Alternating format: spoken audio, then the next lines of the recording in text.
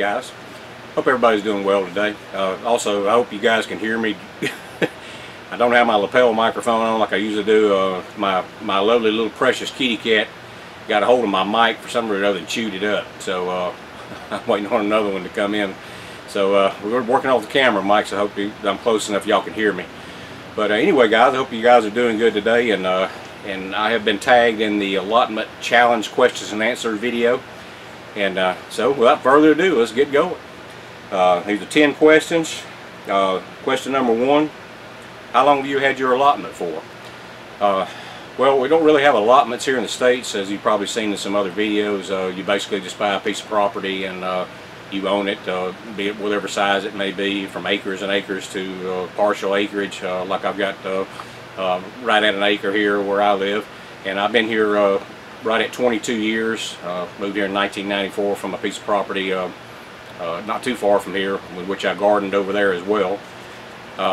So been here, like I say, on this property for about 22 years.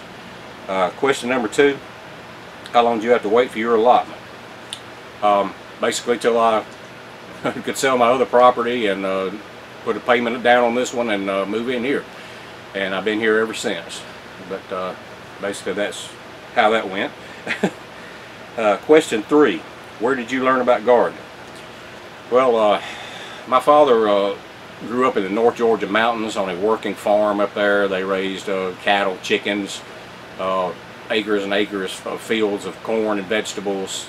And during the process of going up there as a child, visiting my grandparents and being involved in all types of things up there, from learning how to milk cows to feeding chickens to partially helping build chicken houses and bale hay and pick garden vegetables and really enjoy the fruits of the labor. I was hooked right off the get-go. And even as a child, living in the big city of Atlanta, where I was born and raised, my neighbor behind us up there used to have a huge garden up there. It was super big, and I was always intrigued by it. Everything was always so beautiful, and I went back there in the back of the yard, not too far from his garden, but on our property, and I would take corn stalks that he would pull up, and I'd take them over there and dig me up some ground, and I'd plant them corn stalks in the ground, have them standing up like I had me a garden. And the old guy back there said, well son, them things won't never grow. I'm like, I didn't say anything, but I want you to know they did. And those old corn stalks actually took root and grew and actually produced corn. And that kind of blew his mind. He scratched his noggin over that for a little bit. But anyway, just needless to say, I've been doing gardening, pretty much, off and on all my life. And even when we first moved here, before the greenhouse or the raised beds or anything like that, I grew container gardens on my back deck. We did that for several years with great success. That was plentiful. And then I got into YouTube, started watching all the videos of people doing the gardens out on the outside, and especially the greenhouse videos really intrigued me, and so I finally decided that I had to do that. And what better way to enjoy my retirement than build me a greenhouse and put me 6 raised beds out around it, and start shooting YouTube videos on my own, and really enjoyed it, guys. And I appreciate every one of your support. But let's move on down the line. I'll rattle on, you know me. Question 4, do you plant a winter garden? Yes, I do. I have in the past. I did not do it this year. If you've watched my previous videos, I'm letting the garden beds rest this winter. I've composted them real heavy, and we're going to try to rebuild the soil, get some fresh nutrients in there, and just kind of let them rest over the winter, and maybe they'll be good and strong for the spring coming up, which it'll be here before you know it. But yes, in the garden, you can see behind me right here, I grow in the greenhouse all winter long. I look forward to it. It's so nice to be able to just grow year-round, and especially to come up here in a warm place in the wintertime and just see the wonderful growth and enjoy the absolutely unbeatable vegetables. So yes, I definitely do wintertime gardening. Question number 5: what has been your biggest success this year? Probably I would have to say the Vortex snap beans always do beautiful, and of course the tomatoes. I have the best luck with those two right there as far as prolificness and just ease of growth with, you know, this basically trouble-free, pest-free. You know, of course with the outside you have some problems with different things getting on your plants, of course, I mean, versus inside the greenhouse. But yes, the Vortex beans and the big beef tomatoes have definitely been my most successful crops.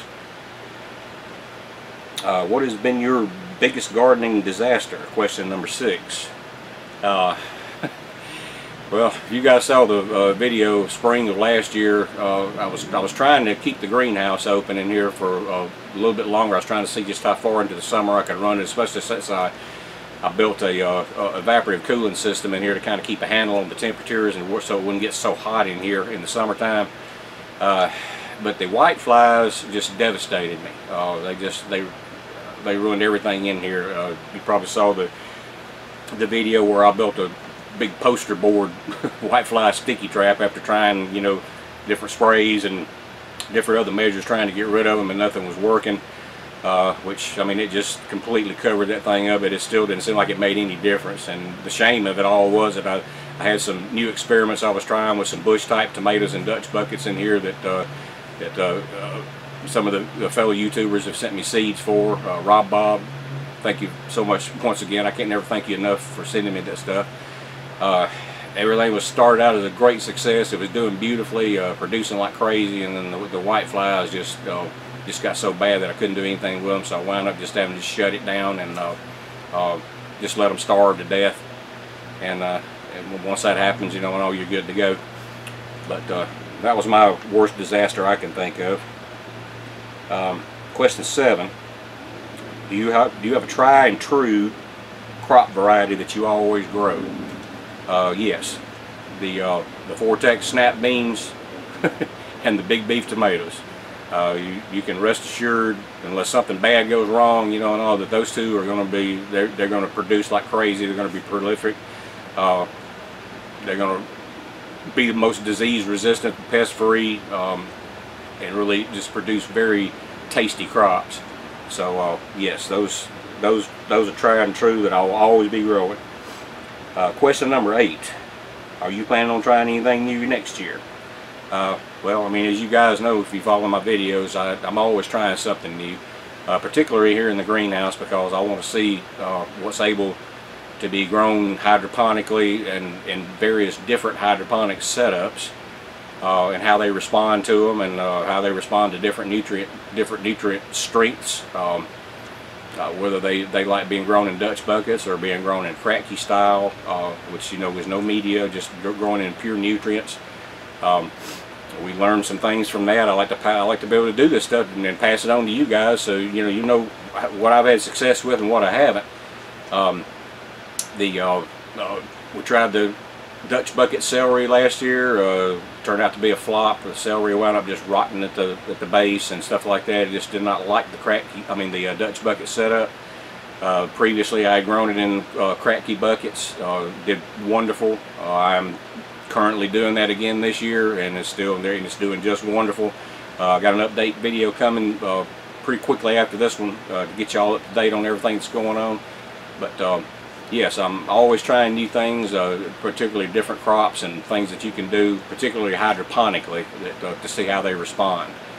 You know, outside you're just you're dealing with soil growing, and you know, you can pretty much, you know, just grow anything you want to out there in the soil, and you know, and have pretty good success with it, you know, provided your nutrients are on check, you know.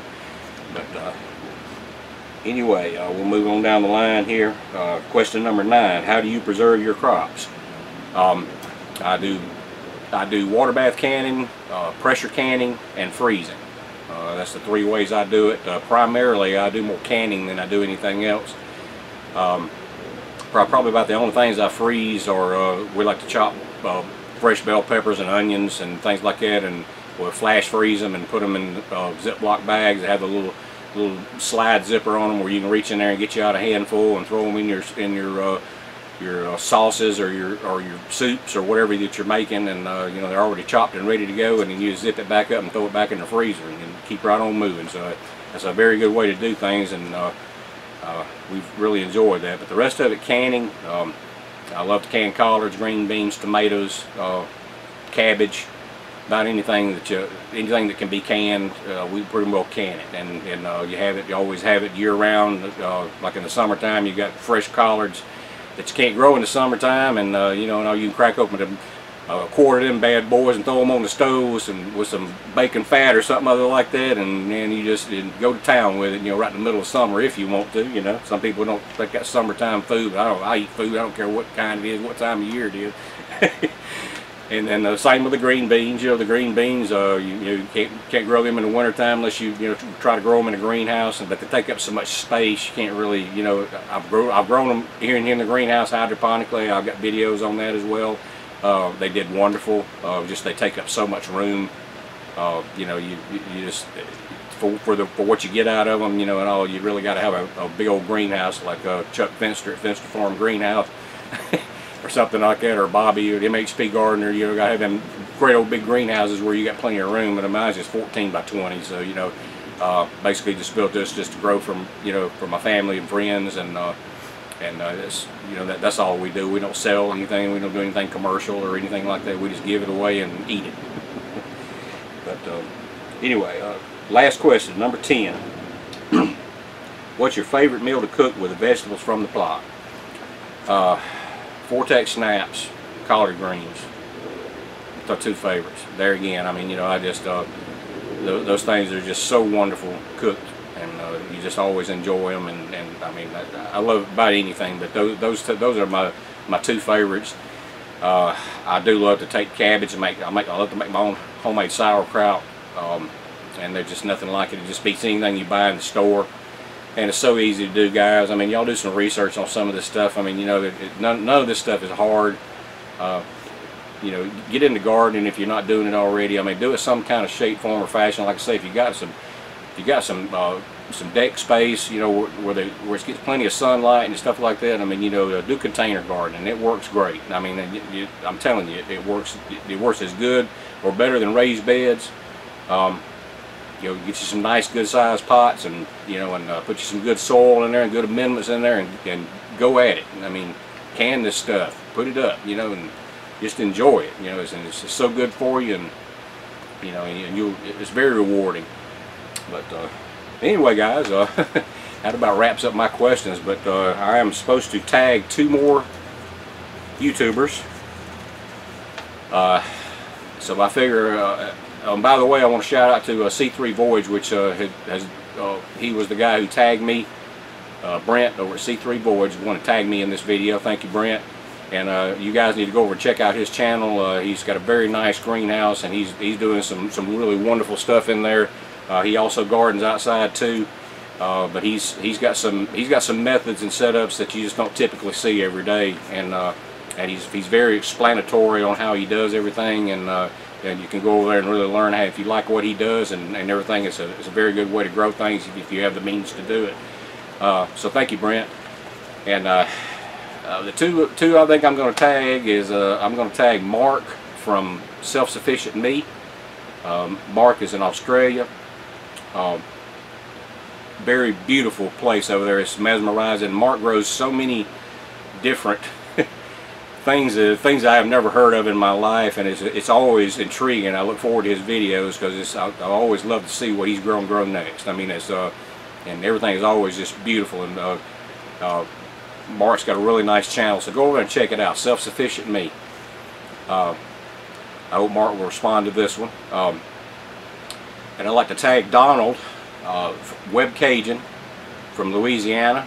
I'm sure most all of you guys are familiar with Donald. I mean, Donald kind of set the standards for gardening and YouTube videos. I mean, we've all learned a lot from him. If you haven't, any of you guys that have not visited Donald's channel Webcajun, you owe it to yourself to go over and see him. I mean, you know, Donald's had some health problems here in the recent year or so. It's kind of slowed his videos down and some of his gardening, but he is still gardening, and he is still putting a video here and there. But You guys please go check out his channel if you haven't seen it. I don't know of anybody that I know of that hasn't seen it, but anyway, very enjoyable fellow to watch and very informative. But Donald, you have been tagged, and I hope you're able to put this video up, because I'm really looking forward to it. But anyway, guys, I appreciate this opportunity, and I appreciate you guys tagging along, and all the guys that's been loyal to the channel for all these years. This is my 4th year on YouTube, and I really appreciate all the support that you guys have given me in the comments, and some really wonderful people out there, guys. And you know, I thank the world of y'all, and let's keep it up. And meanwhile, Merry Christmas to everybody, and I hope everybody stays well and healthy, and we'll see you next time on the next video, and God bless.